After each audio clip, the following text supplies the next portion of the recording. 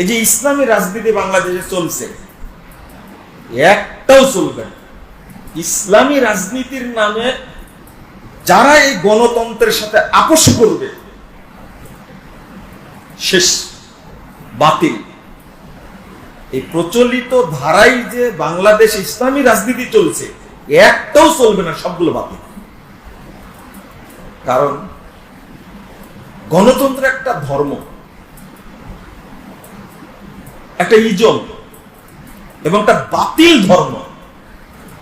এর সঙ্গে আপোষ করে কখনো ইসলামকে তার সাথে মিশ্রণ করা যাবে না, হারাম, পরিষ্কার। আমি বলবো, আপনি ইসলামও মানবেন আবার গণতন্ত্র মানবেন, মানা যাবে?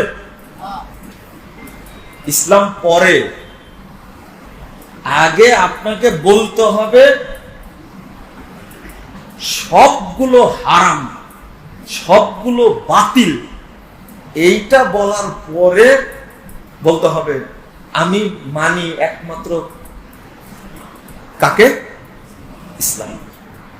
আগে অস্বীকার, আগে কি?